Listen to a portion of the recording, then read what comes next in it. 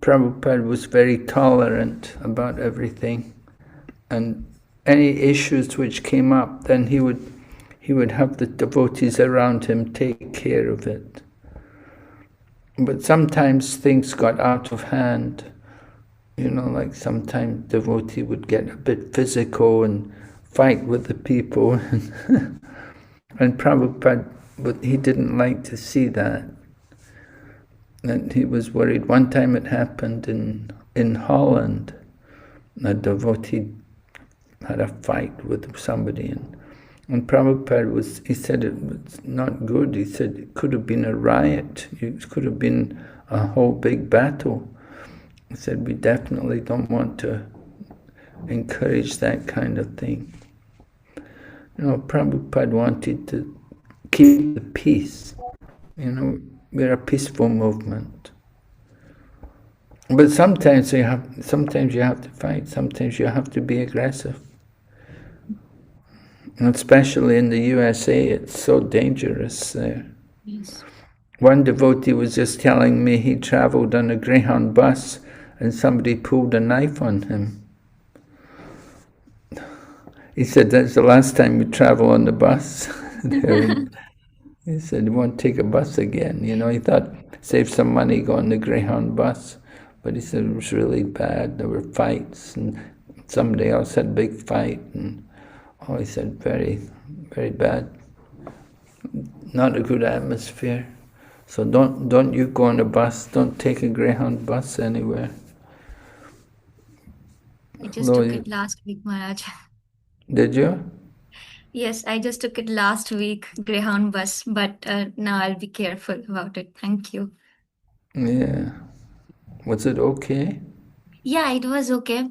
It was a very peaceful one, but yeah, there are a lot of different kind of, especially the African or black people. I think they make a lot of issues here. So they were like, just I think they were in so much in drug state. They were speaking something very different things. But the best thing is that I was my headphones in my ear, so that I didn't like give them a lot of attention. But yes, I've heard that it is not a safe one, but that was the cheapest option for me. But now I was not aware about that stabbing and all in the bus, so I'll try to avoid that definitely. Thank you for Yeah, I Maharaj. think it'd be better to avoid. Well, just like myself, in India, I was traveling second class in the train, and there was a big fight. People were kicking each other. Oh, it was terrible, very physical. Women were screaming, and I thought second class trains in India, not very good. They have stopped, Maharaj. There used to be previously another scale that Prabhupada used to use. You will remember, third class. Finally, the Indian Railways, they eliminated the third class as a form yeah, of. the third, unreserved, yeah. No, Krishna.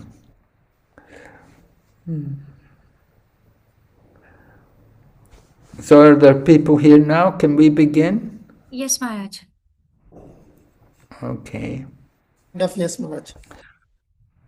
Om Jnanatimirandasya Gyananjana Shalakaya Chaksuranmilitanyena Tasmai Shri Gurave Namaha Vanchakalpatarubhyascha Kripa Sindhu Vacha Patitanam Pavanebhyo.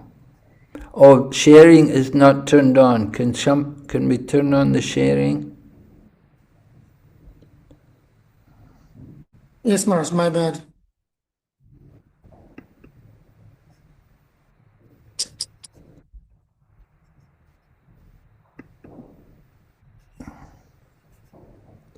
Yes, Maharaj, it's okay. Yeah, just let me see.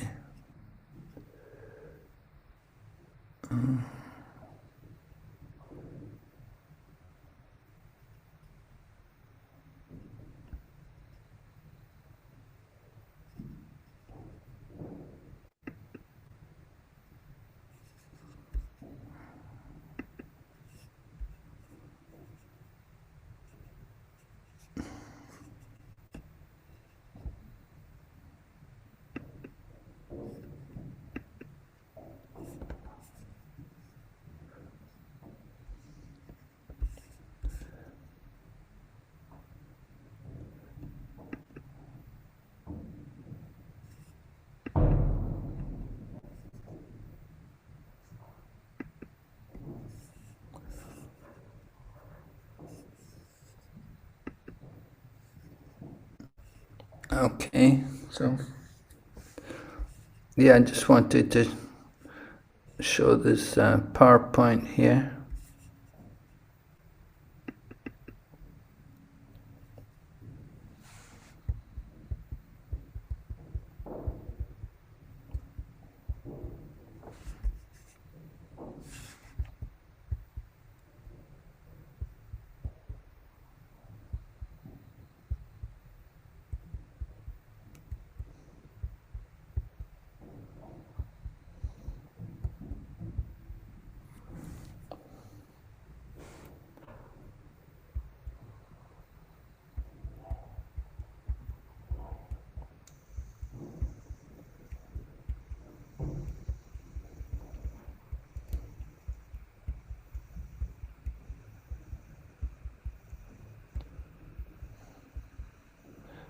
Are you able to see the PowerPoint all right, Prabhus? Yes, Maharaj. Huh? Yes, Maharaj. Okay, Yes, you're seeing, okay.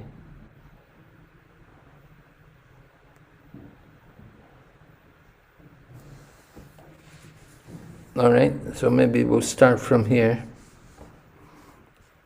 Divisions of faith. Therefore, Krishna says here, Trivida bhavati shraddha dehinam swabhavaja.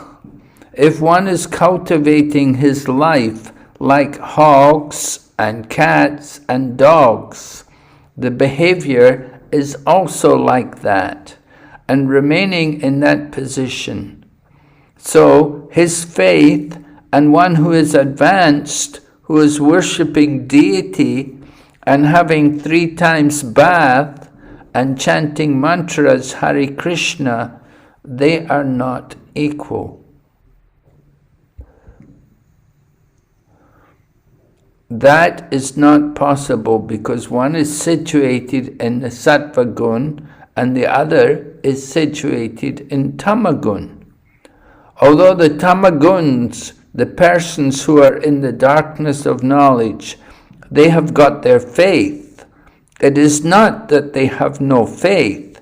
They have got faith, but that faith is in the lowest status of life. That faith will not help him for spiritual realization.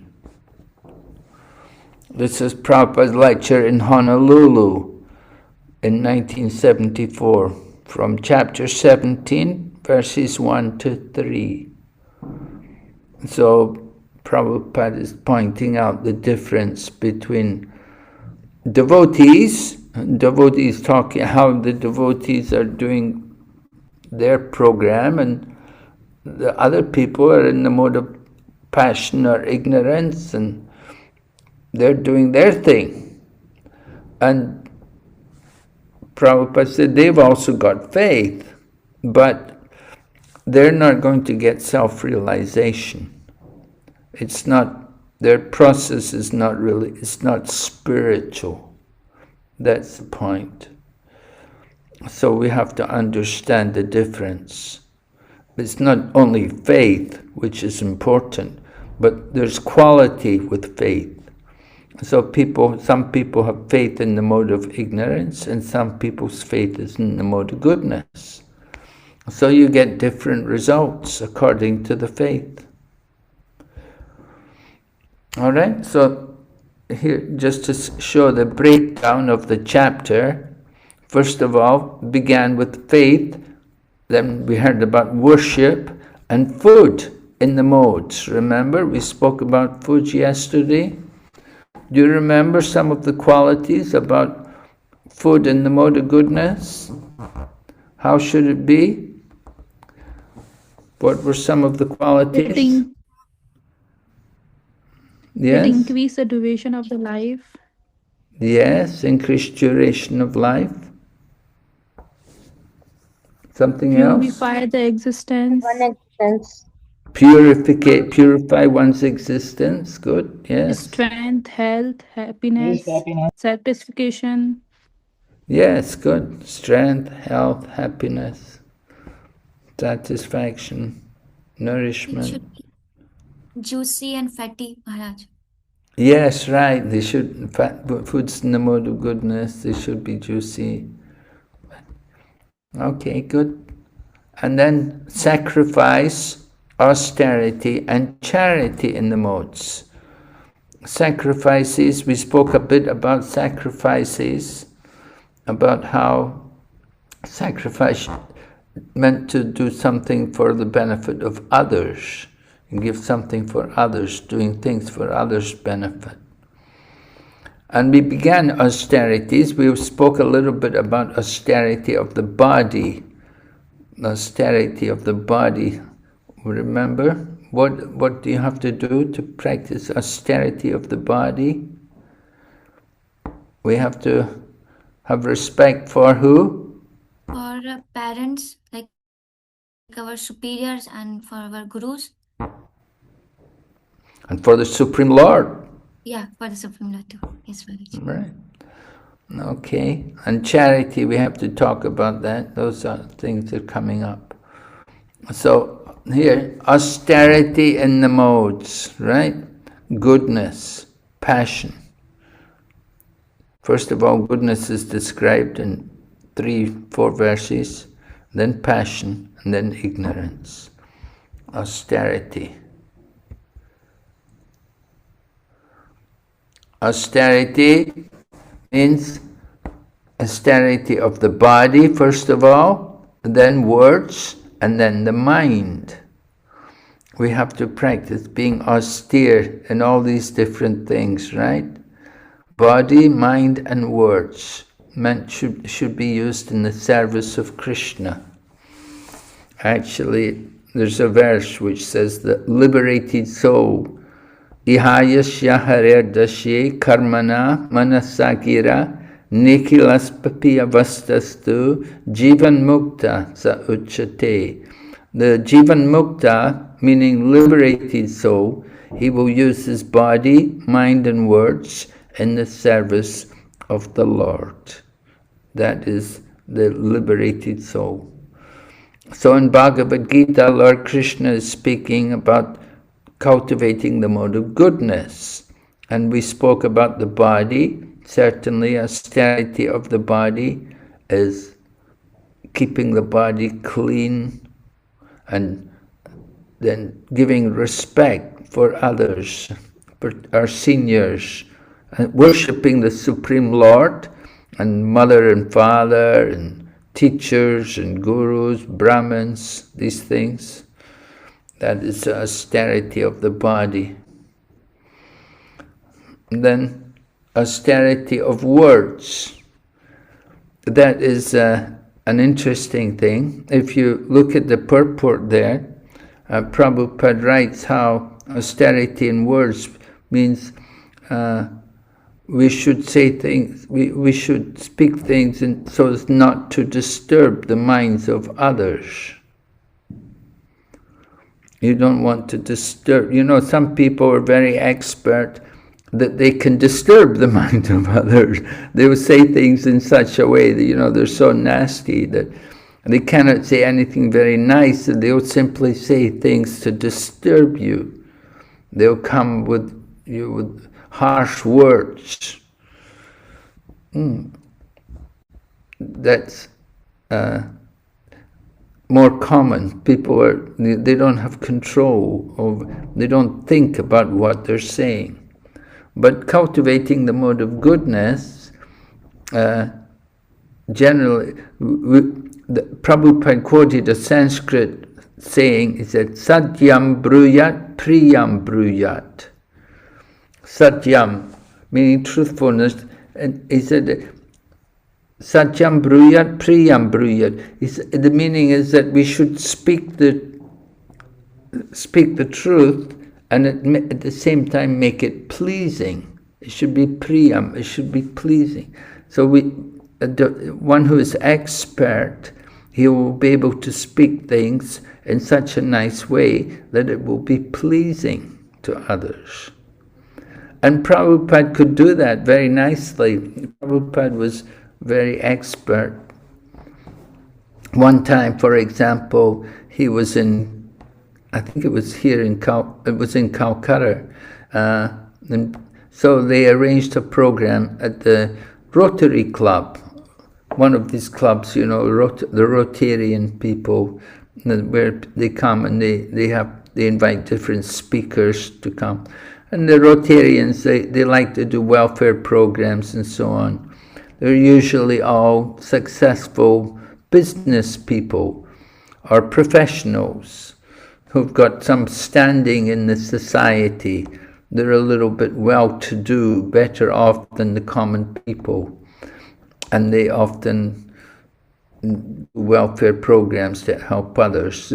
There's one thing called the Lions Club, and the other thing is called the Rotarian Club. So these two things, they're very similar to each other. The Lions Club, people who are like big men in the community, you know, they come and they have this society and they do welfare programs, try to help where they can. So Prabhupada was invited to speak at one of these programs, and all the big men were there, and Prabhupada lectured on a verse from the Srimad Bhagavatam. The verse describes people who are like hogs and dogs and camels and asses. They will praise other men of a similar nature. So the verse is there in Srimad Bhagavatam, and so Prabhupada lectured on it and to the Lions Club or the Rotarian Club, and he was telling them how people are like hogs. You know, the hog will eat everything, no discrimination. And some people are like dogs, the doggish mentality. They'll go, they beg for a job. Please give me a job, I will be a good dog for you. And then camels, they will eat thorns and think that thorns are very nice. And asses, they carry a heavy burden just to eat some grass. So Prabhupada was describing all these different animals and how people in society are like that. And the men, the Rotarian people, they were all laughing and they were enjoying. They enjoyed it so much. They were all laughing. Prabhupada was describing it in such an amusing way that they were congratulating Prabhupada. And at the end, they thanked Srila Prabhupada and they said, thank you so much. You're doing a very good job preaching and delivering this knowledge to the world. And after the program, when Prabhupada came out, Prabhupada was going back to his residence. He said to his secretary, he said, you see, I called them all hogs, dogs, camels and asses, and they've all laughed and they've appreciated it. He said, this is how you should preach. He said, you should be able to preach in this manner so that people are pleased by your words. So, another time there was an incident with our Back to Godhead magazine.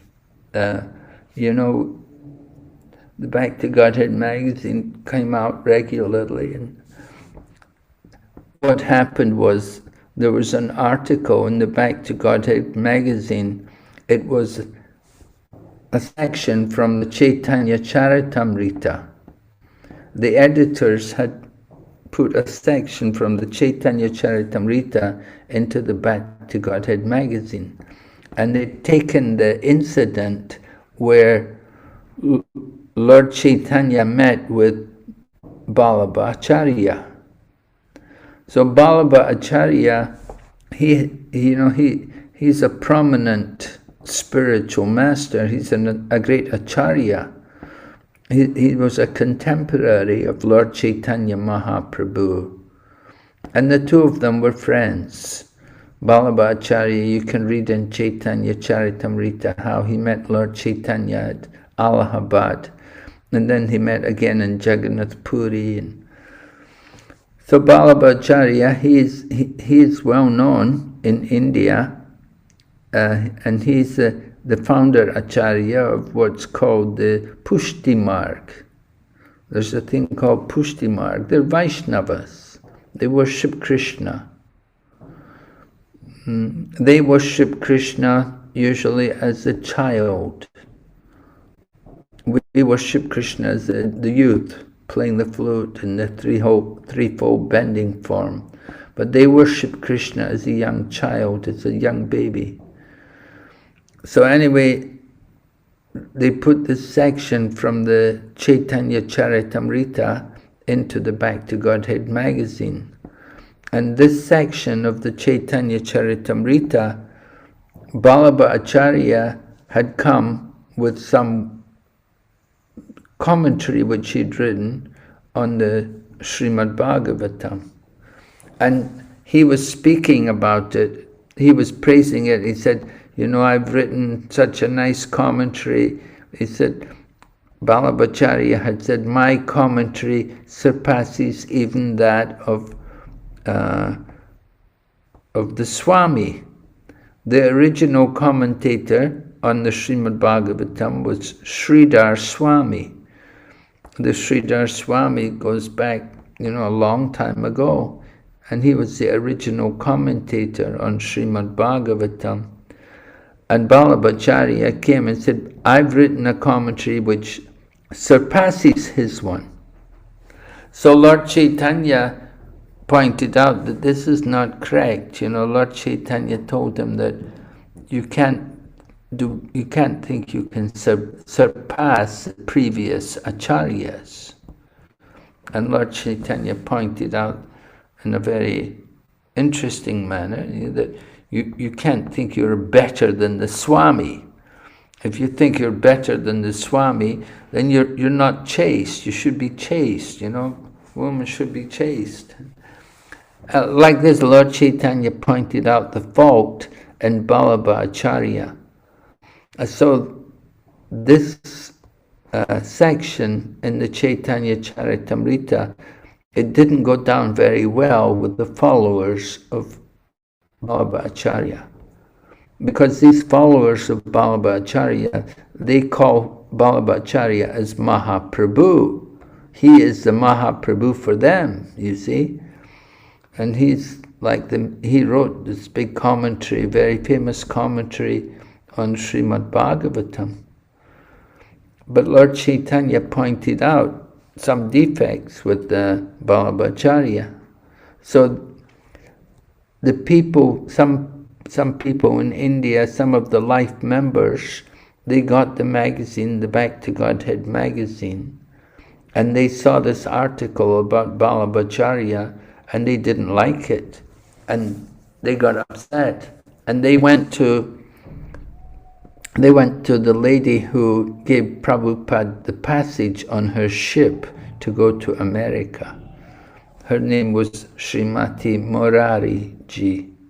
She was the head of the Scindia Shipping Company, and she lived in Juhu, and Prabhupada used to go to her house, and Prabhupada managed to get her to give the passage on the boat to go to America.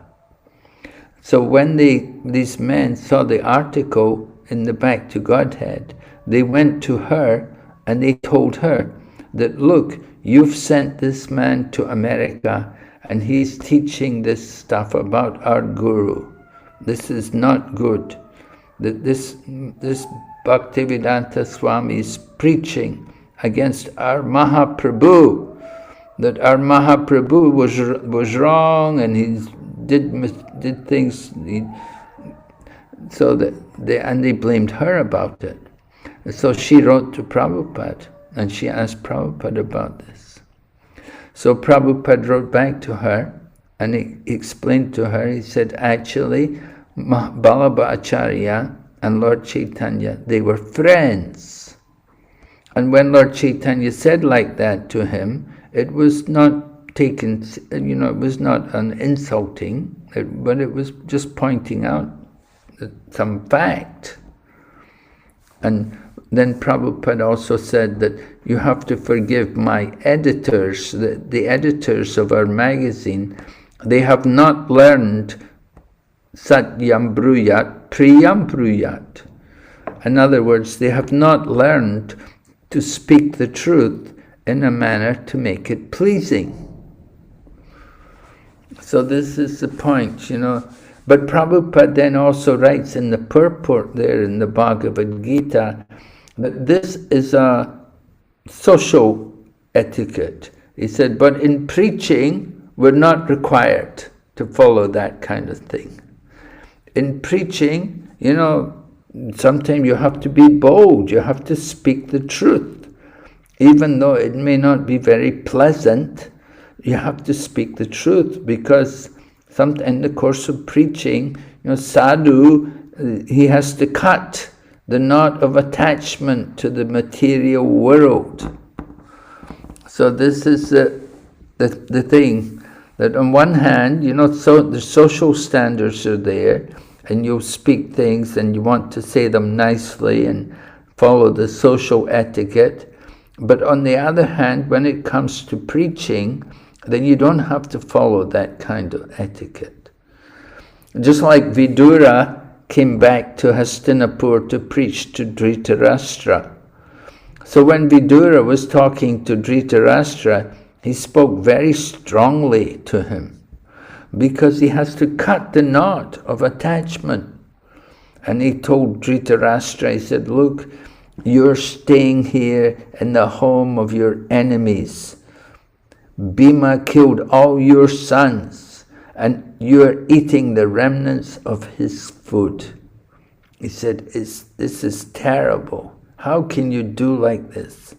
He killed all your sons, and you are eating the remnants of his food every day. So, and he would tell Dhritarashtra that, you were born blind, and now all the other organs in your body they're practically useless. You cannot hardly hear. You could never see anything. You cannot hear anything. You don't have any power to digest food, and so on. So many things, telling him that you have to understand you're going to die very soon. You have to do something. You have to get ready. So Vidura was speaking strongly because he wants to get Dhritarashtra to detach himself from the home and to go out of the house and to endeavor for some purification. So when you preach, and Prabhupada could preach very boldly sometimes. He used words which people didn't like, right? Prabhupada would use words like rascal, fool, nonsense. He would speak and some people would get very upset that, he's using these words. And Prabhupada would call scientists all rascals, all cheaters, so many things. So Prabhupada, he said, for preaching, there's no rules, because you have to cut the knot of attachment to material things. But generally, words should be, spoken in a nice way, being kind. And Prabhupada could also be very nice. I remember in Calcutta bringing life members there to meet Prabhupada, and Prabhupada received them so nicely, and he spoke to them about what is your business and everything. And they were so impressed, they really liked Prabhupada. They thought he was a very nice man. But sometimes he would speak very strongly. Sometimes he when he thought there was a need for it, he would speak very powerfully. So, that's preaching. Bhaktisiddhanta Saraswati used to say, for preaching, you have to have some fire. You have to have some life. A dead man cannot be a preacher. If you don't have any life, then you never influence people. Some of our most powerful preachers, their lectures are very animated, and they really can affect people. People will feel, even tears will come to their eyes and so on. They will speak so powerfully that they go to the heart. So, like that, different words, we have to learn to use our words in the service of Lord Krishna. Any questions about this? Everybody clear? We have to know when to speak strongly and when to be pleasing. You know, when we don't just want to flatter people. Sometimes we think words which are pleasing, we should flatter them. Oh yes, oh it's so good that you're such a pious person. And even we're told in the Chaitanya Charitamrita that if you approach someone, you can say, "My dear sir, you're so pious, you're so learned, you've so much know. Kindly forget everything you know and just take shelter at the lotus feet of Lord Chaitanya Mahaprabhu." So Krishnadas Kaviraj says it in such a nice way. Just forget everything you know.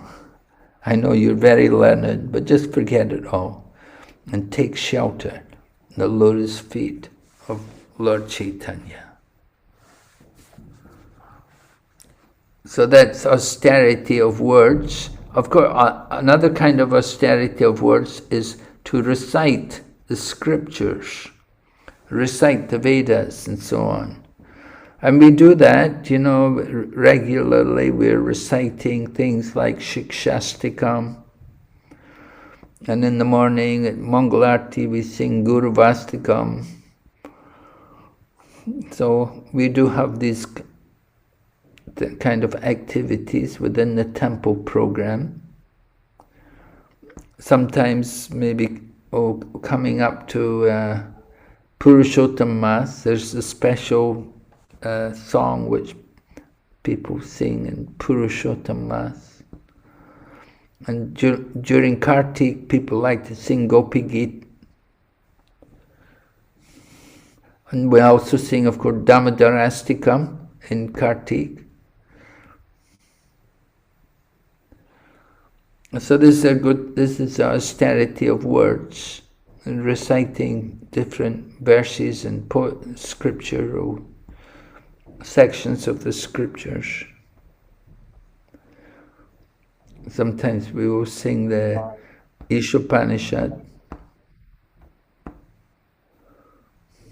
Maharaj? Yes? Going back to your comment on like preaching strongly in the service of Prabhupada. These days we also see this trend emerging. Like I think it's this preaching strongly in the service of Prabhupada seems to be out of fashion, and it's like more like love bombing people. So, I'm asking this question because I've seen this trend in India also, in Pakistan also quite popular, this love bombing preaching. And like we have to, how should I say this? Like speaking pleasingly. Sometimes it becomes so much so like it borders comical. Yeah, what is comical? It's just yeah. So then, and the downside of that, what I have noticed is people start mimicking that kind of preaching. Like that kind of, like love bombing seems to be like being. I think that might gives an impression that you are an avatar of compassion. Yeah, I'm sorry to say, but these things I just cannot. I mean, devotees always say I have seen people becoming victims to that, and then those devotees are like while they are on that Vyasasana on that podium on that pedestal, That's like love bombing going on, and right after they are off that high seat, then the real self comes out. And the same thing I've seen when the newbie preachers, the new kids on the block, they learn that they ape that thing. And I've seen the preaching has like the ultimately the effect of preaching is disastrous. Like you see, yeah, it's like you find like those people like very shallow, Marge. So yeah. And as I said, because the preaching strongly in the service of Prabhupada seems to be not in vogue anymore. It's like out of fashion. So then, Of course, Bhakti Vikas Swami published the book like that, didn't he? Speaking strongly in Srila Prabhupada's service. yeah, that book hasn't reached Pakistan yet, Maharaj. Bhakti Vikas is a very powerful preacher, and he doesn't compromise. But he's successful. He certainly attracts a lot of people, gets a lot of followers, a lot of attention. So, yeah, love bombing, huh? It's something I never heard of this before. This is something new to me. Usually we just speak about flattery, being able to get people by flattering them. Yeah, that's the flattery. Oh, we have to like embrace these devotees to our hearts. Oh, everybody it's just like that, whatever nonsense you are doing, whatever you are doing, what do we care? As long as you give me my donation and you come and touch my feet, flatter me. That's like I don't know who is flattering whom. I feel that like the speaker is flattering to the audience, and audience is coming in hundreds and thousands and flattering back. And yeah, I know there's this one group which they have from India, and they're there in Hong Kong also, and they teach. They will say things. They want to say things like, they say, "Oh, you don't have to be afraid of death. When you die, you'll just be like going into another room, and all your old friends will be there." It's quite different how they present it and how it's presented in Srimad Bhagavatam. They want to make it water everything down and say, just like they have annual vegetarian day, one day in the year, vegetarian, it's just so ridiculous. So definitely we do need to speak strongly, and words are powerful. Words they say the pen is mightier than the sword. So the written word, and we know certainly Prabhupada's words were, his books, very powerful, certainly could change people's lives. They had that potency. Just because he spoke the truth. All right? So austerity of words. We do need to control the words and use them for preaching. Not flattering. And then austerity of the mind. How is that described in Bhagavad Gita?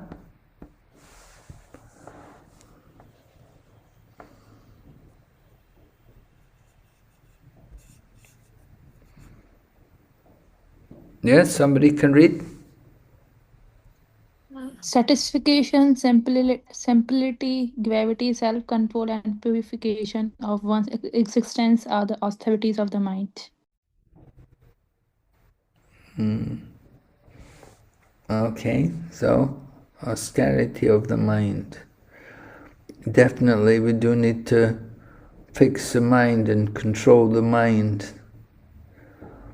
So, if the body and words are being properly used in the service of Krishna, actually it's the mind which comes first, isn't it? The mind has to be fixed on Krishna, and then when the mind is properly controlled, then the words and the body will also be used nicely for the service of Krishna. So Maharaj Ambarishi's example is there. First thing, Sabai Mana Krishna Pararavindaya. First of all, fix the mind on the lotus feet of Lord Krishna. So we do have to be very conscious of the mind and have the mind in the right mood. Let's hear these qualities again, Maharaji, please. Yes, can you read them again? Yes, Maharaj. Austerity of the mind. Yeah. And satisfaction, simplicity, gravity, self-control, and purification of one's existence are the austerities of the mind. Satisfaction, that's an important thing. Lord Krishna, when the Brahmana came there to Dwarka, you know, when Rukmini was to be married to Shishupal, she wrote a letter to Lord Krishna in Dwarka, and she sent a Brahmana with the letter. So the Brahmana brought the letter to Dwarka and met Lord Krishna, and Lord Krishna then, before he read the letter, he first of all questioned the Brahmana, that how are you, my dear Brahmana? Are you performing your duties nicely? Are you doing your Brahminical? Is your mind peaceful? Are you satisfied? That's very important, to be satisfied. It's really a matter of controlling the mind. You know, sometimes people say, I could not tolerate. No, we have to be very tolerant, and we have to learn to be satisfied. Sometimes not always can we get things the way we want them, but we have to be tolerant. We have to just accept sometimes. So being satisfied, it's very much a part of the mode of goodness. To keep the mind don't be just, of course we do try to do more. We like to do more for Krishna's service.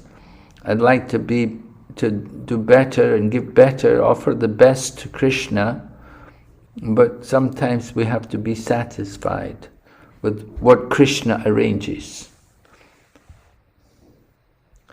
Okay, and then in addition to that, there's austerity in passion and austerity in ignorance. All right, we'll go ahead here, and the next thing.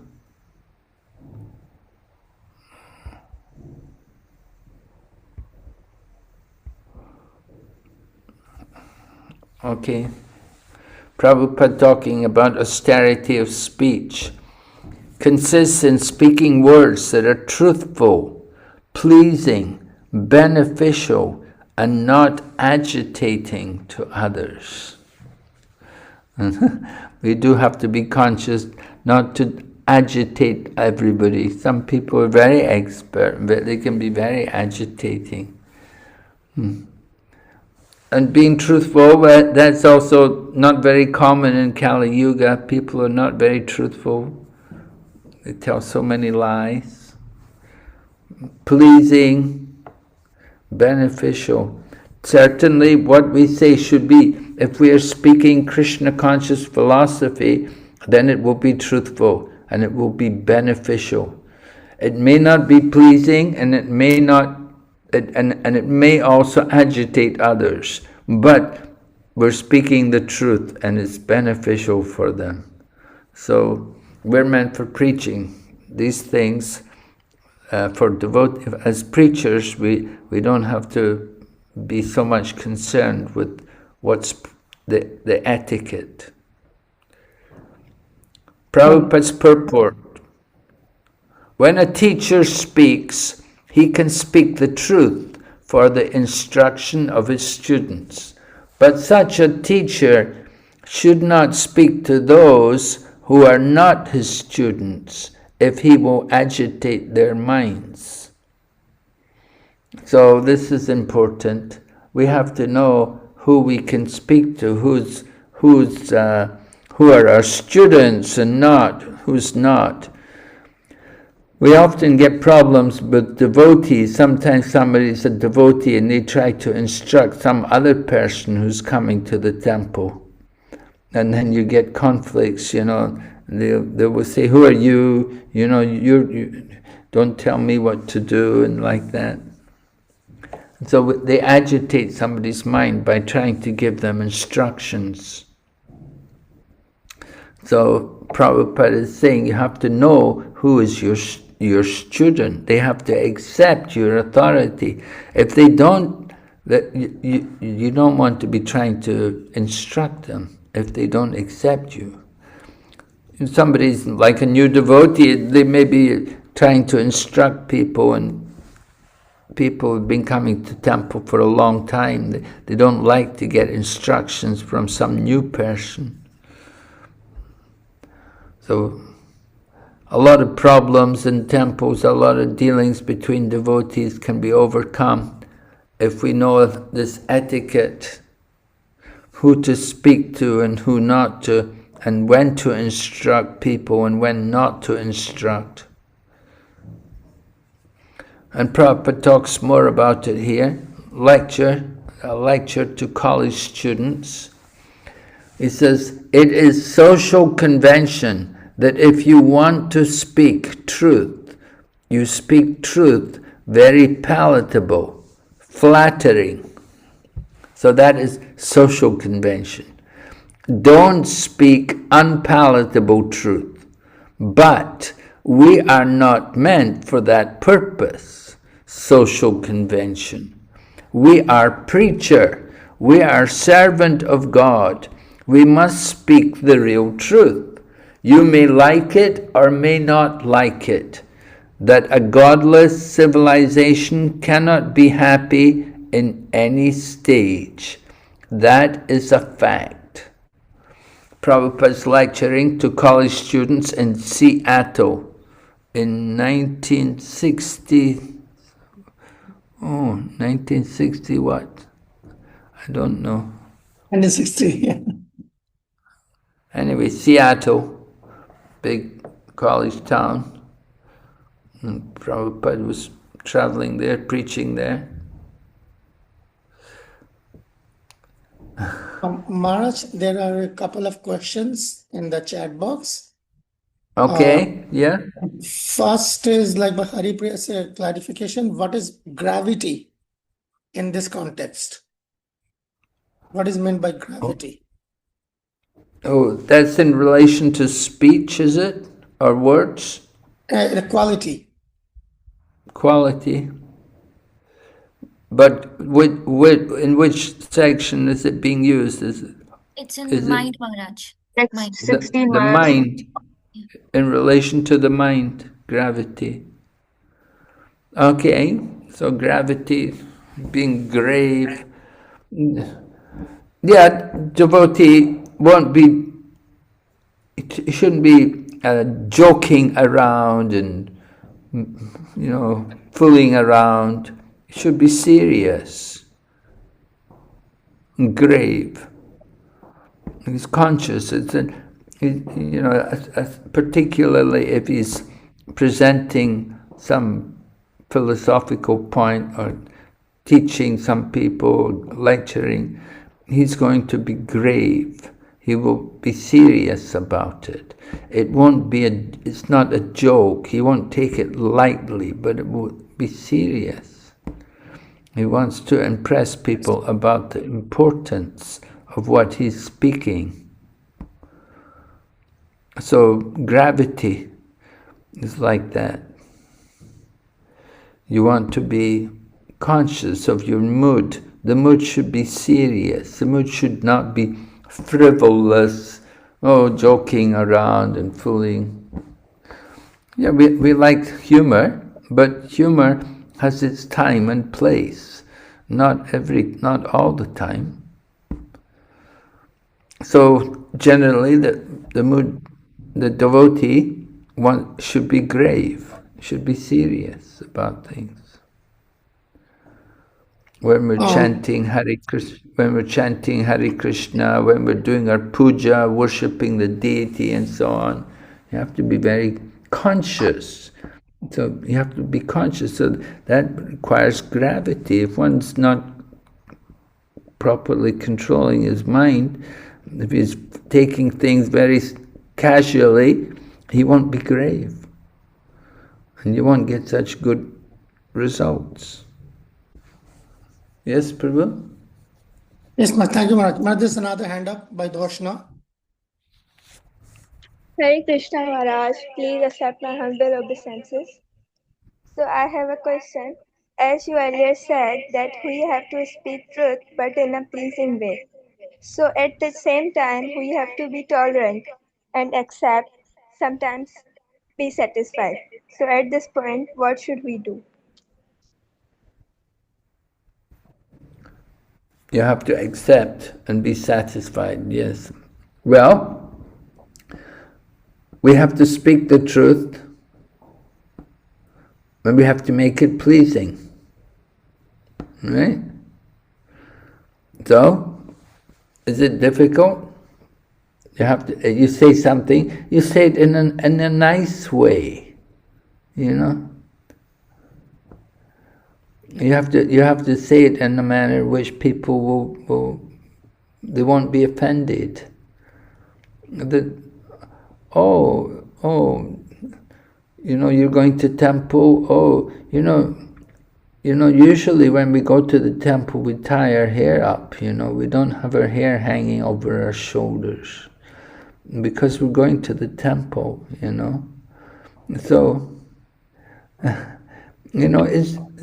We just want, you know, we like to see, you know, ladies in the temple, they have their hair tied, you know, they don't just have it hanging all over their shoulders, you know, this is so we can speak about these things, you know, and when you come to temple, you know, oh, you know, you shouldn't have come in a mini skirt, you know, can you take this cloth and wrap it around your legs, please, because you know, your dress is not very appropriate for coming to temple. And sometimes, you know, you have to deal with these kind of things. People come to temple and they're not properly dressed, but they want to go in the temple. So we make arrangements. So, yeah, it's nice you're coming to the temple. We're very happy you're coming to temple. But please, could you just wrap this cloth around yourself, because, you know, you've got these shorts on, and it's not very nice to come in the temple like that. You know, we have a dress code here, so please, would you mind just to take this cloth and wrap it around your legs? You know, some things like this, these kind of situations, you have to be, you know, nice in talking to people. You know, don't mind, don't don't mind. I'm not criticizing just you, but you know, we have this standard here. So if you could help us, you can please follow.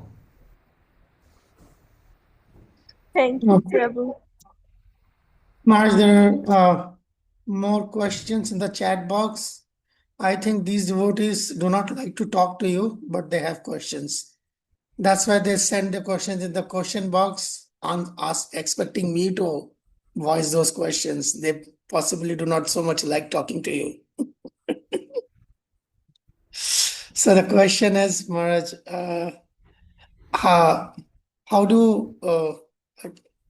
what should people that should chant and do Krishna service who have no background in spirituality? What is it? What is the best way to present the concept of Krishna consciousness to people who do not chant, do not do any service? What would be the first step for new devotees to come to Krishna consciousness? It's a question by Lakshmi. Well, generally, I would think it's very nice to get them to chant Hare Krishna. Let them join in the kirtan. You know, when we have kirtan, we explain to them the mantra, just very simple, just 3 words, and we'd like you to join with us and chant. So I think that's important for people. Before they do any service, let them chant the holy names. Because as soon as they chant the holy names, then their spiritual life has begun. And that's very good. We want them all to begin their spiritual life. So let them chant first, and once they've chanted, had joined the kirtan for a little while, then we invite them to do some service. Yeah, do something.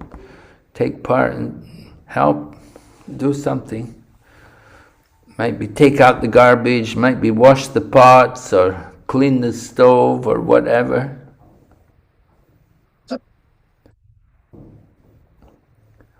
This is, what do you call that? Sugarcane. Oh, sorry.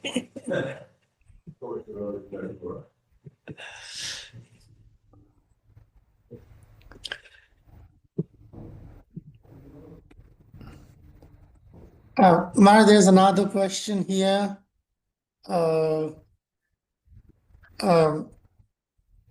What's something about lying? It's by Mehak Mulani. Is it right to tell a lie for someone's benefit? Loaded question. Is it right to tell a lie for someone's benefit? Yeah. Well, there's a story about that, you know, that the gang of thieves were chasing one man was carrying a lot of gold, and there's a gang of thieves chasing after him. And the man carrying the gold, he ran into the forest. And the thieves came and they saw this Brahmana. And this Brahmana had vowed not to tell a lie. So they asked him, where did that man go? And he pointed into the forest. So the thieves went into the forest and they killed the man and took all the gold. So the Brahmana who told them where the man was, he got sinful reactions because he sent the thieves into the forest where they could kill the man. So certainly there are times where you have to lie. You have to do it. Sometimes you can't be sentimental and just think, oh, I want to tell the truth. And that's what happened with Maharaj Yudhisthira. That it said his chariot never used to touch the ground, but he hesitated to tell a lie. When Lord Krishna asked him to tell a lie, he hesitated. And from that time on, his chariot touched the ground. Some people say, oh, his chariot touched the ground because he told a lie. But no, the chariot came down to the ground because he hesitated to tell the lie. So sometimes you have to lie for the service of Krishna. And Bhaktisiddhanta Saraswati, he used to tell about his disciples, how they would talk about Bhaktisiddhanta Saraswati Prabhupada. They'd say, he lives on tulsi leaves. And Prabhupada would laugh. You know, they said, Bhaktisiddhanta Saraswati, he just lives on tulsi leaves and water. So Prabhupada laughed, he thought it was very funny. So these kind of lies, white lies for the service of Krishna. One devotee, in Prabhupada's time there was one devotee distributing books. Prabhupada said he was an incarnation of book distribution.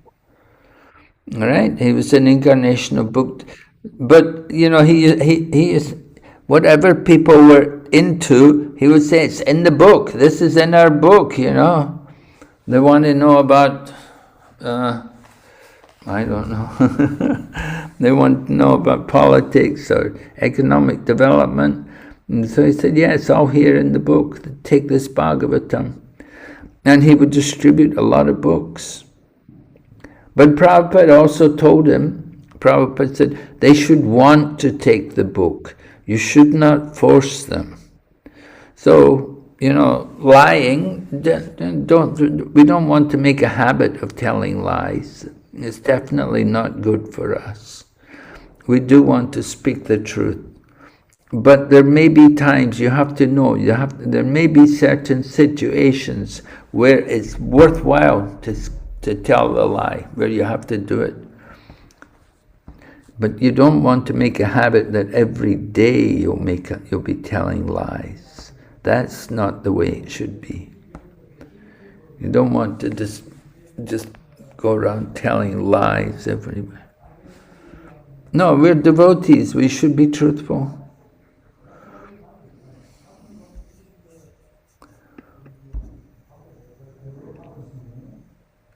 Okay, so then, next thing, charity in the modes. So charity, there are three kinds of charity: Sattvic, Rajasic, and Tamasic. Sattvic charity in goodness is with due consideration. That is the worthy place to give charity in the hands of Brahmanas and Vaishnavas, because they will employ whatever you give them in the service of the Lord. And Rajasic means for the sake of name. Oh, people will say, I am so charitable. That is Rajasic. And Tamasic, one who does not know where the money is going. Just like in the Bowery Street, that drunkard comes and polishes the motor car, and somebody gives him $5, and he immediately goes to drink. That means this charity means give him impetus for drinking. So if charity creates such drunkard, that is very dangerous. He has to suffer, the man who is giving in charity. From a lecture in Los Angeles, February 1968. So charity in the modes, we have to understand how there is quality in charity. People are often not aware, they don't think about it. You give some charity to someone, you often find young people sometimes in the street, they come up to you and ask, oh, have you got some money, I need some money. And if you give them money, they may take it and go and buy drugs, or they go and buy drink, alcohol, whatever.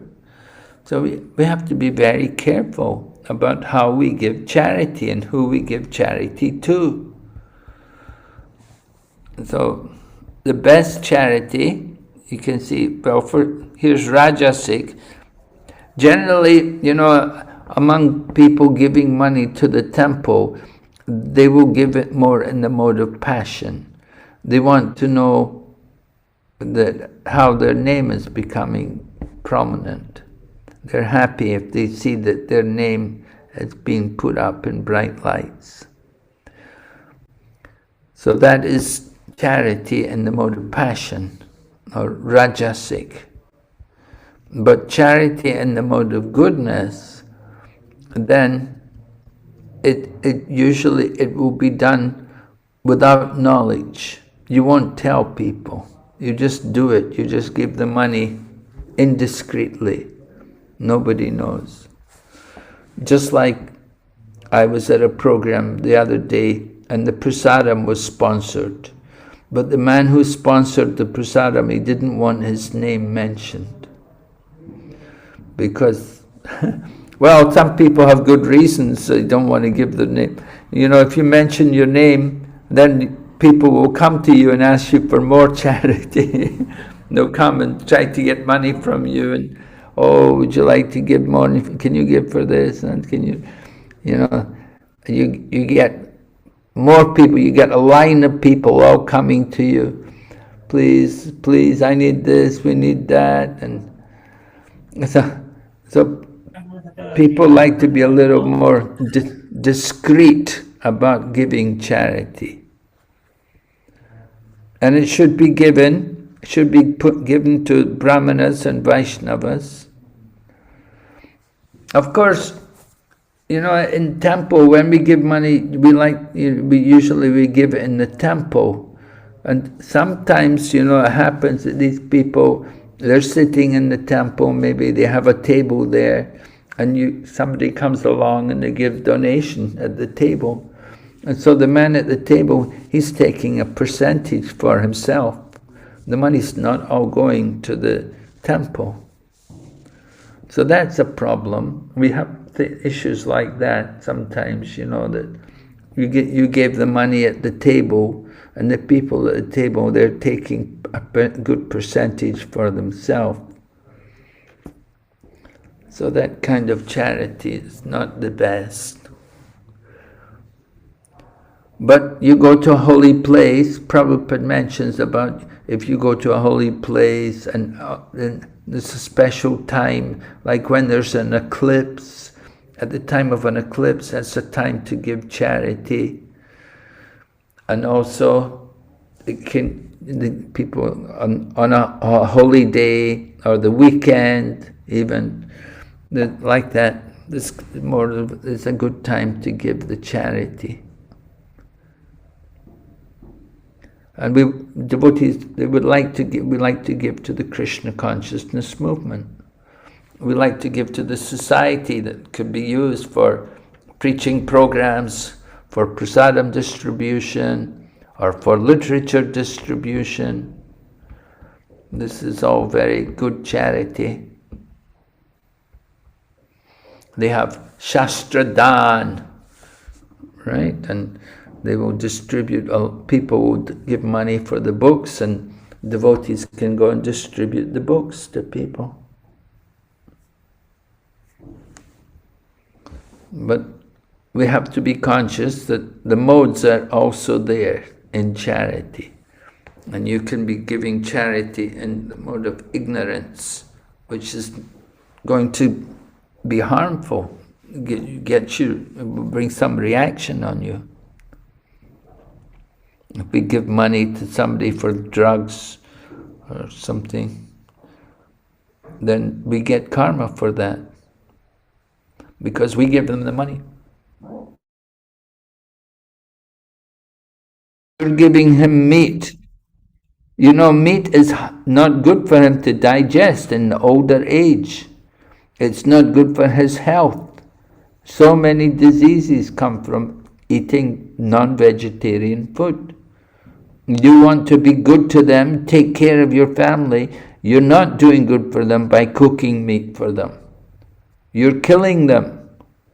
You would be better to tell them, I want you to live long. I want you to be healthy.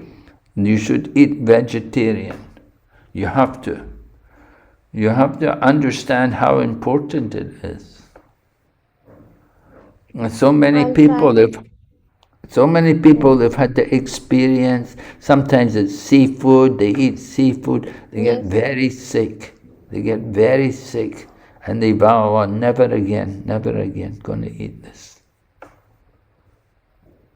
So, you know, you really think, if you think about this seriously, then you understand that it's very important. You really want to help your family, you want to show them the right thing, you have to tell them, this is important. And if they love you, they should do this for you. It's not that you should cook the meat for them. You've already been doing it for so many years. Now tell them, now in my older age, I want to finish my life vegetarian. I want to do it. But when you cook, you get the karma. You get the same karma as the people eating. Everyone gets it. The people who buy the meat, the people who cook the meat, the people who eat the meat, the people who kill the animals and raise the animals, they're all getting karma. So you're cooking, you're also getting karma. So we're very serious about these things, We have a standard like that. You know, usually if somebody's cooking meat, the Manu Samhita said, you get the same karma as the people eating the meat. So usually these kind of people, they won't get initiation because they're still cooking meat, purchasing meat. They're not free of karma. So they would not be acceptable for diksha. That's the standard. That's the standard which we have. We want people to know this is our standard. It's important. You know, we're chanting the holy name. So we want to understand religious principles. Mercy. One of the there's four principles of religion, and one is mercy. And we cannot be merciful if we're cooking meat. And some people say, "Oh, well, I never killed anything." But you're eating, you're cooking, you're eating. You never killed, but you pay other people to kill. You're paying them money to kill, just so you can eat. So anyway, that's the position. You know, it's good you brought it up because it's an important point, and we do stress it on people. And if you can stop it, you'll see the change. You see the change. Yes, I have tried a lot. Again and again. I just try to convince them, my family, especially my daughters, because I'm living in a joint family. But I'm trying to convince my daughters and husband that they shouldn't eat. But they are still not convinced. But I'll try again and again to convince them. And I'll strictly try not to cook for them. Thank you so much. Yes, thank you. That will be very good. You tell them you want to eat, you cook it yourself. You don't Hare want Krishna, to. Maharaj.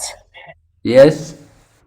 If someone can't understand about the feelings and that we can't made for you, you made yourself.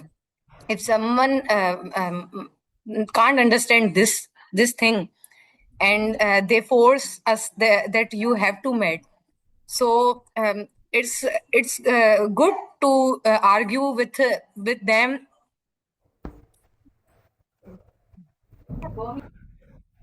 Well, argue, you don't need to argue, you just tell them, look, this is the scriptures. It says it in the scriptures, these things. I'm just following scripture. There's no argument.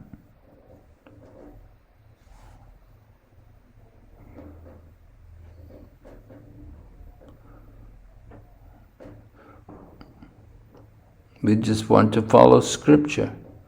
The scriptures are there. Manu Samhita, law book for mankind.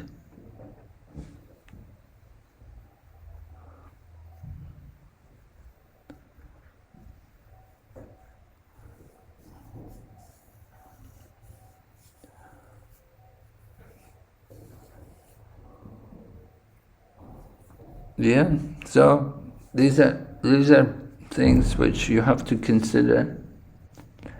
If you're serious about spiritual life, you want to make spiritual progress, you want to go back to Godhead, you want to please Krishna, you have to do these things. You have to know what is the real standard. This was Prabhupada's standard. So I'm just telling you, I learned from him. He learned from his guru. Well, Prabhupada said his whole life, he never even drank tea. You know, he was brought up in a Vaishnava family. So he said, my whole life I never even drank tea.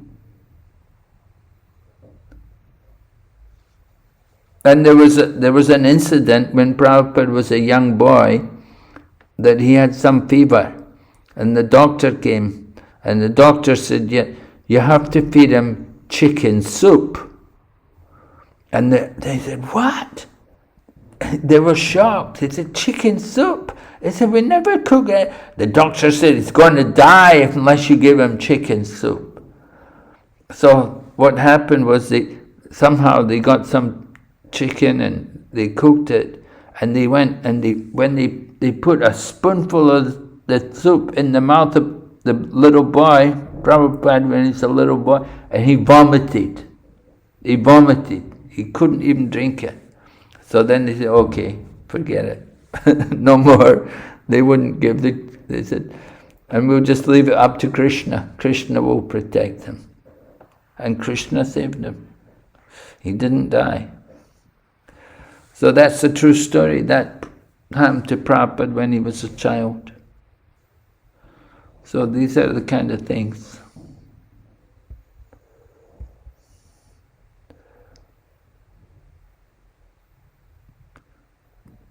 Okay, so charity. Oh, that's 18th chapter.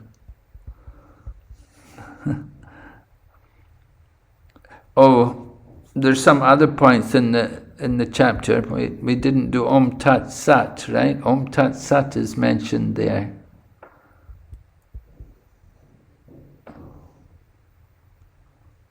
If you read the chapter, 17th chapter. Om Tat Sat. Let me go back.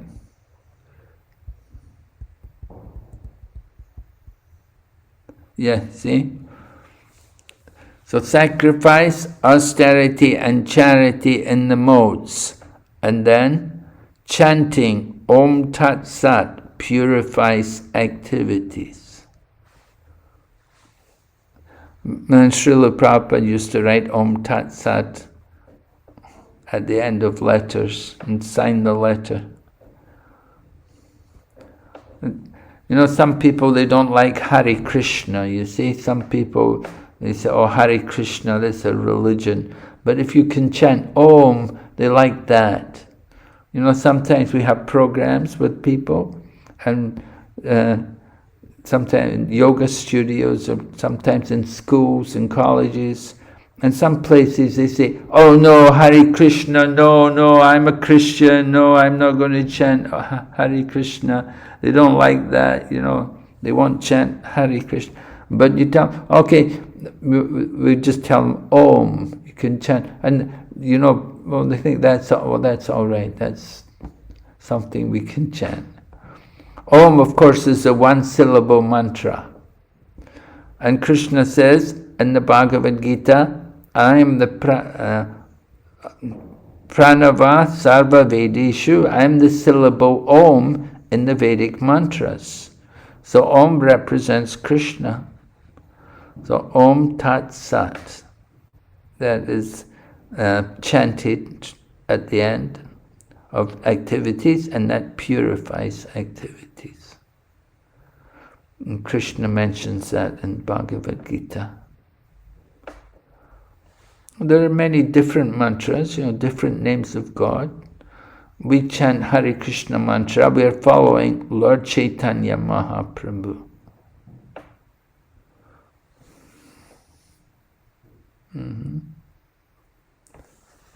Okay, are there any questions on this so far? Like Krishna Maharaj, I have a question. Yes. As like Prabhupada was mentioning about the Bawri Street.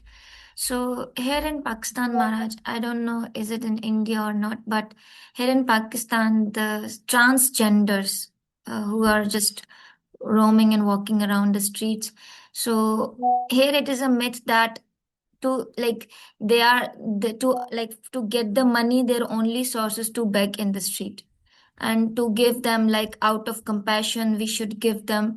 So like what should we do in that case if these kind of things come in front of us, like saying that their only source of income or only source of living is just by begging and all, especially in the case of transgenders?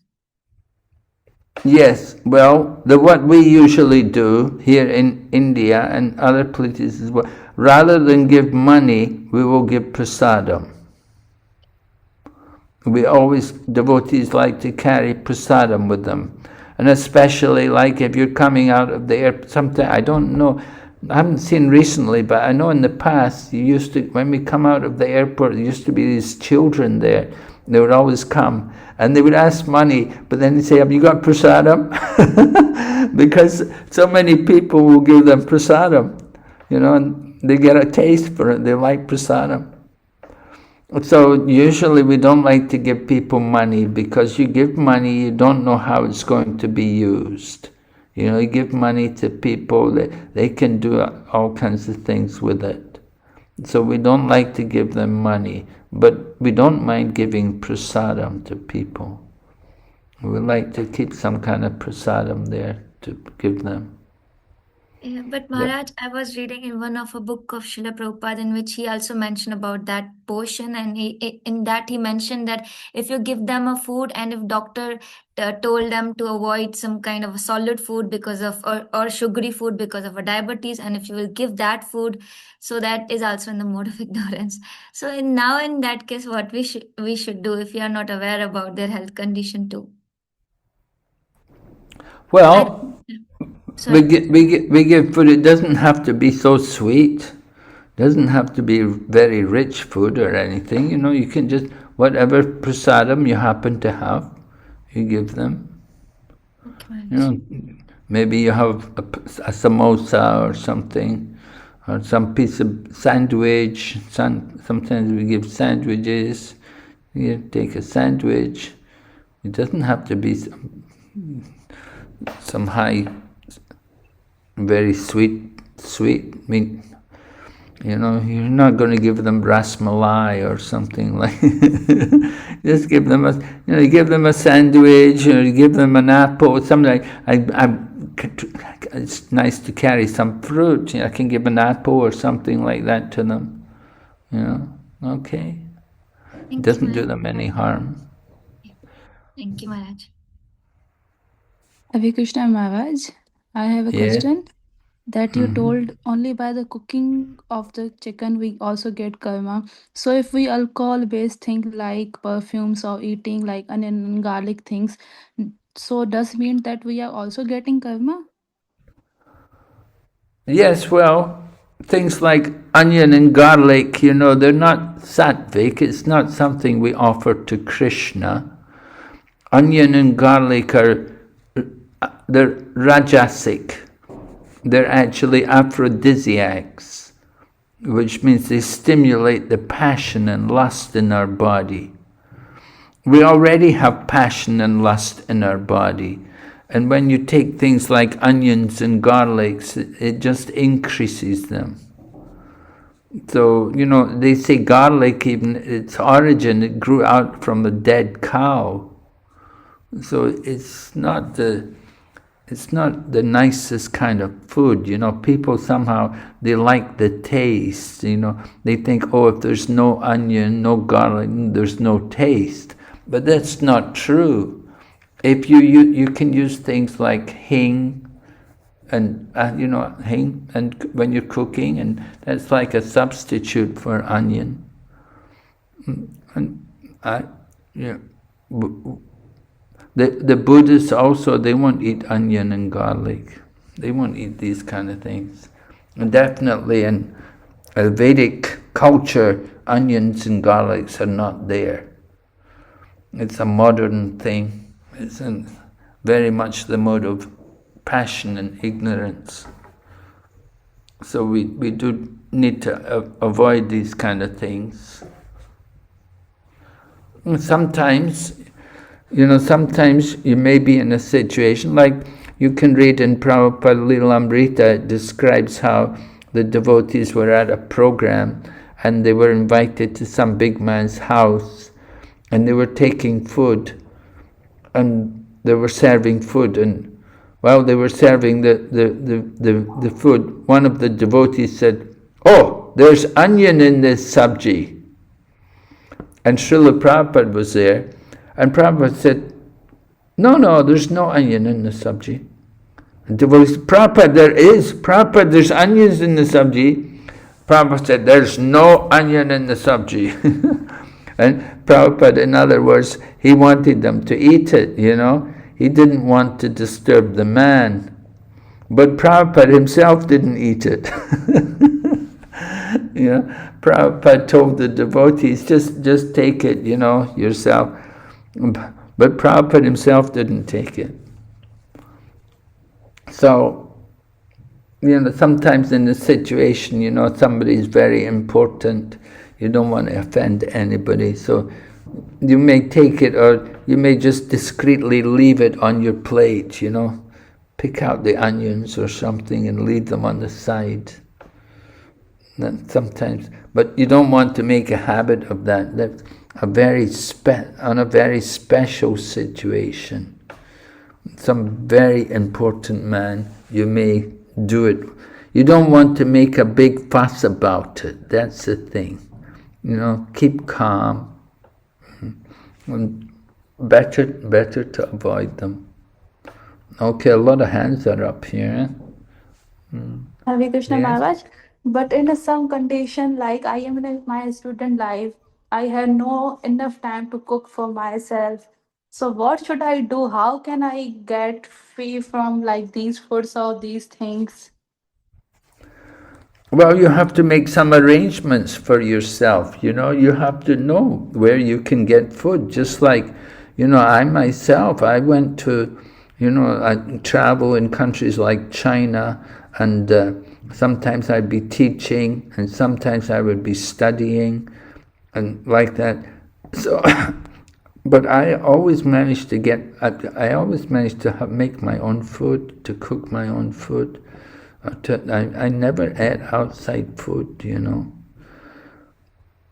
Of course, as a student, sometimes you don't get much facility for cooking, but you have to make some arrangements, find out what you can do, what you can eat, what is suitable and what's not. Find out places where you can eat, and you have to just spend a bit of time and work on it. And if you're serious, definitely you'll find that you can do it. But it's important because food is, it affects our consciousness.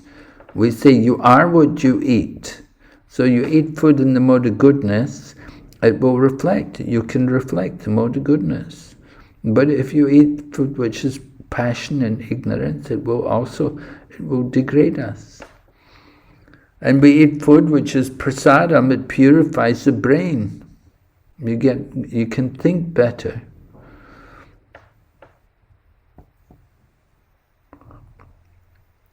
So Thank you so much, Maharaj. Yeah, it's a question of determination. You have to be very determined to do it, But I've had experience myself, and I've managed to do it, and I'm sure you can. Okay, some other hands up, are there? Is it Sagar? Yes, Maharaj. Sagar Hare Prabhu and Krishna Maharaj. Yes, Hare Krishna. See Maharaj, just a few days before I've gone for one festival, and in that festival these are getting facility. These are giving facility for devotees for cook food for us, but it's like a smell of garlic and onion after eating. But in that condition, what we should do? Because matlab, we are making food for us, and in that condition, we feel like that one devotee eat it, and he feels like it's a garlic and onion smell. So in that condition, what we do? If I I reject this food, then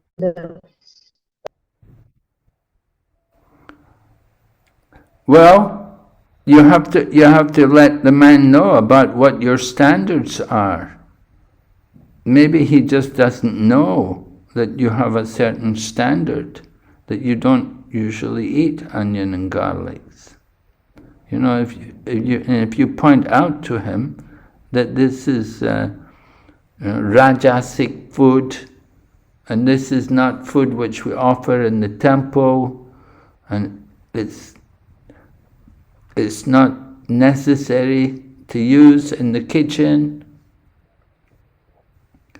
and just request him, you know, that we have this standard, that this is our code, this is our diet. We follow these principles. Our gurus all tell us like this. This is the acharyas, all the acharyas. None of them are eating onion and garlic. So you have to point it out to people. Sometimes we're just not strict enough.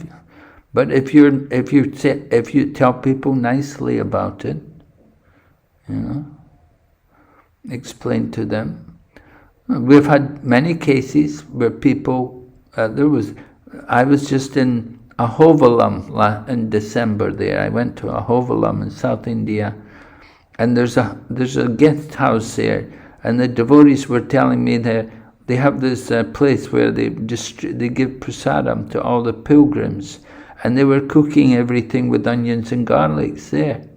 But the devotees talked to the people who were cooking the food, and they told them, they said, you know, you shouldn't be giving onions and garlics, and they got them to stop, and they never cook onion and garlic. They told them, you know, this is not the standard. You want to give sanctified food stuff, there should not be these things, this onion and garlic. This is just a passion and ignorance. And you want to avoid these things.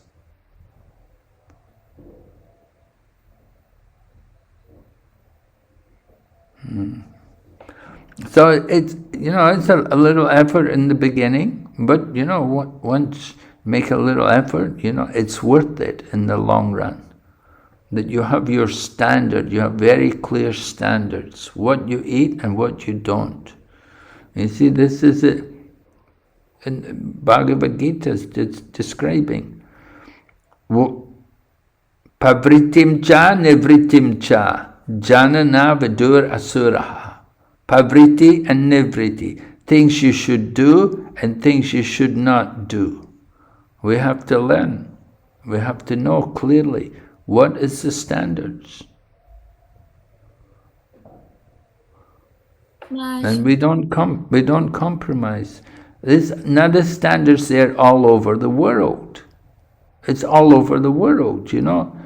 South India, my goodness, the people there, almost everybody, onion and garlic, you know, they're very much fond of onion and garlics. But devotees won't take onion and garlic. The devotees, the Vaishnavas, they don't take onion and garlic. But common people, uncontrolled sense, they don't know. They eat everything. So we have to know what is the clear standard. We want to keep these standards. It's important for us. For our advancement in Krishna consciousness, you have to do these things. Control the tongue, right? Vachovigam. It's the very beginning. And the Upadeshamrita, nectar of instruction. Vachovigam manasa krodavigam. The tongue. If the tongue is controlled, then the belly is controlled. And then a lot of the agitation is stopped. But when you eat food like onions and garlic, very rajasic, they're aphrodisiacs. They increase the passion and lust. And they degrade people into sinful activities. even their airline pilots, they're not allowed to take any garlics before they fly because it influences their judgment.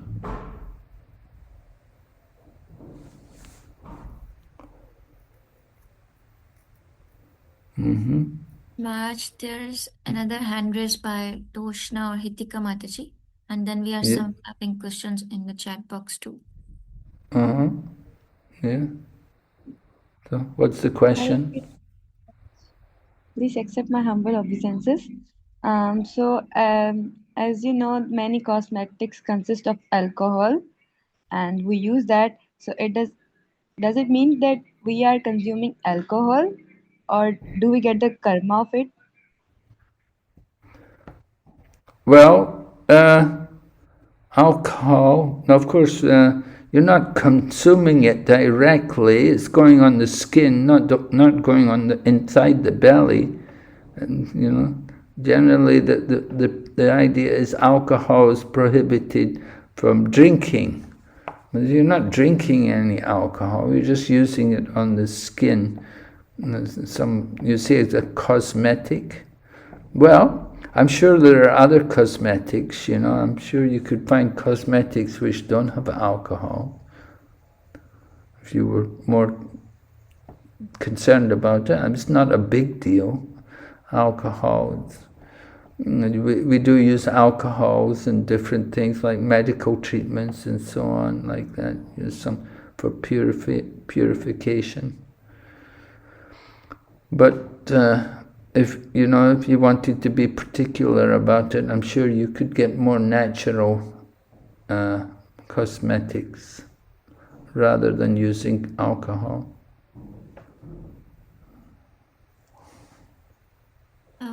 Maharaj, we have some questions in the chat box. So Gayatri Mataji is asking.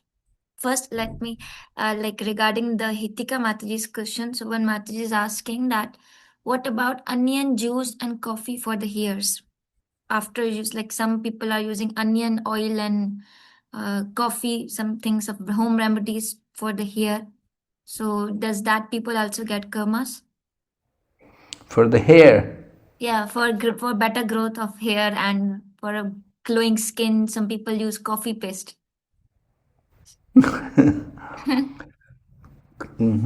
Coffee paste. Yeah, coffee paste, Maharaj. Some people use it on the skin so to get a brighter skin, and onion oil to get a long hairs, healthy and long hairs.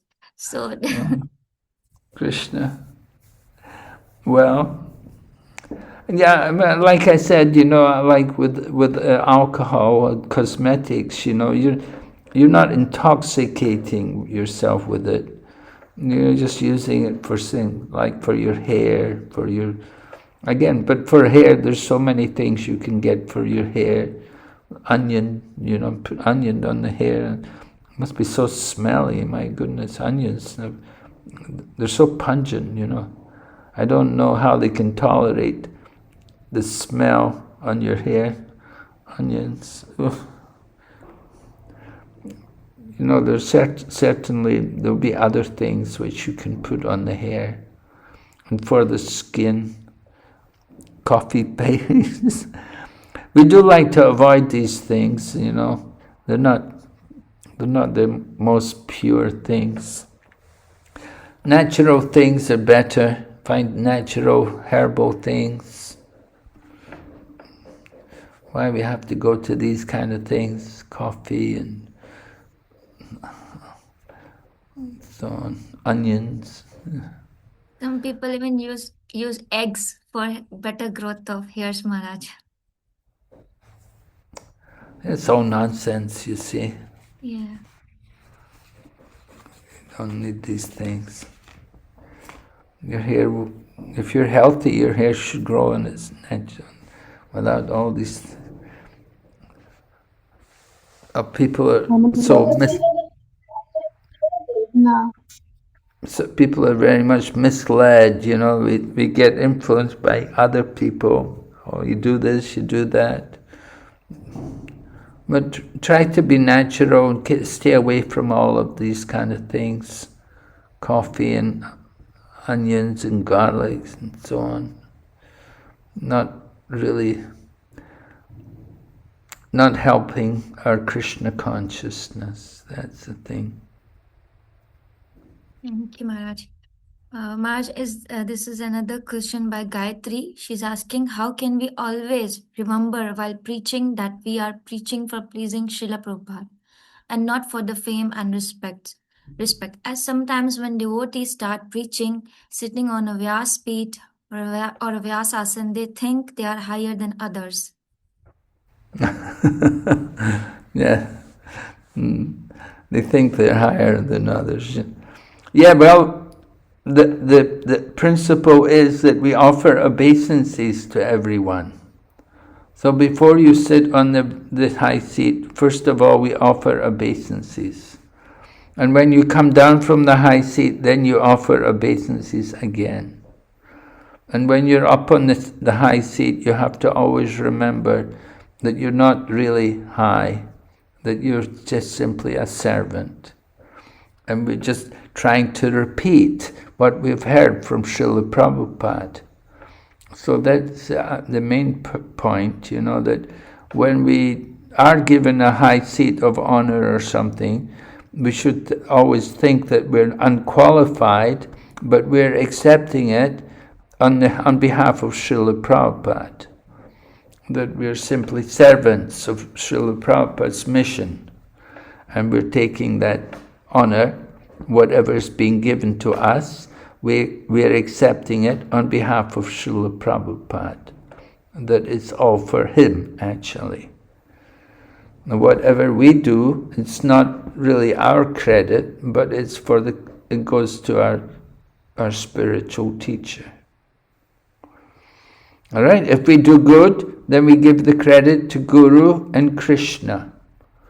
But if we do bad, then it's our fault. Right? There was one devotee, he was cooking for the devotees, and the devotees were always enjoying his cooking, and they said, "Oh, Abai, your cooking is so good." And he would say, "Well, if it tastes good, then thank Guru and Krishna. But if it's not good, then you blame me." Right? So we say the other way, We say, well, if it's not good, then it's Krishna's mercy. And if it's good, then I did it. I get the credit. We want to take the credit ourselves.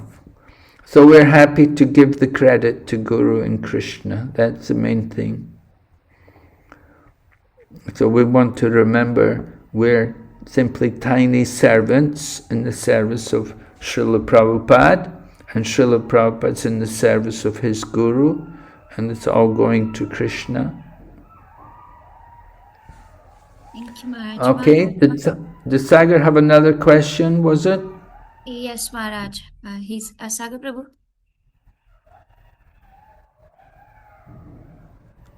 Hare Krishna Maharaj. Sorry, Hare Maharaj, Krishna. my internet connection is not very well. Sometimes he sudden Yeah. off. Yes, Maharaj. 2 days ago, I went in festival, and at that festival, in that festival the pupils, they are making food for devotees. Nowadays, the preaching, the Krishna consciousness is spread in our community, and very very fast mood. And in that mood, these people are making food for devotees. But when we take one bite of food, and after one devotee said that it's a smell of garlic and onion in food. And what should we do at that time? Because these peoples are making food for us. If just say I reject it, I don't eat it. So in that condition, people in front of the people not feel well, because these peoples are making food for us. And matlab ye कि I don't know what should we do at that time. Well, if they're making food for us, they should not be using onion and garlic. You have to make it very clear to them. Certainly you do find places where they cook, like in Singapore, there's many vegetarian restaurants, and practically all the vegetarian restaurants, they cook with onions and garlic. It's very rare that there's a restaurant which does not cook onion and garlic. Only a devotee restaurant will cook without onion and garlic. All these other places, so many vegetarian restaurants are there. They're all using onion and garlic. So people think this is the standard. They don't know. You have to tell them very clearly that no, we are Vaishnava. And the Vaishnava standard does not take onion and garlic. You have to make it very clear to them. You just tell them that they must be if they're putting onion and garlic, then definitely you don't want to be taking that food. You can do without it. You have to be firm. You have to tell. Just, of course, be polite, but at the same time, let them know what is the standard. Now, if these people are devotees, they should know this. If they say they are devotees, then they should know this. So maybe I don't know, maybe they're using pots which have already been used for cooking before. So if you cook in pots which had onions and garlics in before, then the smell and the taste will be there. Even though there's no onion and garlic, the taste can still be there. It can be transmitted through the pot and through the kitchen utensils, just in the cooking. The food will still have that taste, even though there's no onion and garlic there. So you have to look into these things. Yeah, I'm just, tell them. You say, why is it so much? It tastes like onion and garlic, and tell them, we're devotees, and we're not supposed to take onion and garlic. And maybe it's a problem with the pots. You don't know.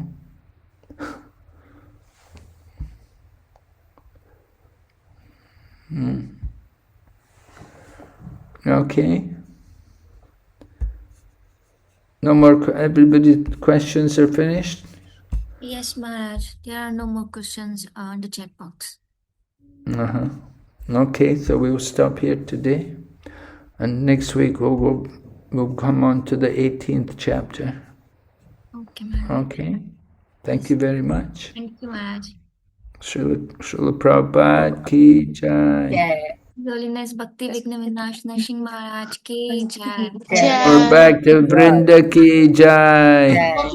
Thank you so much. Thank you so much, Maharaj. Hare Krishna Maharaj. Krishna Thank you so Maharaj. much. Hare Hare Krishna Krishna. Maharaj. Monday को classes हरे है, Krishna. Monday Tuesday and Wednesday, तो चले गए तो आना है। उसके बाद आई थिंक वही वीक हमारा एग्जाम भी होगा, so I will inform you in the group, ठीक है?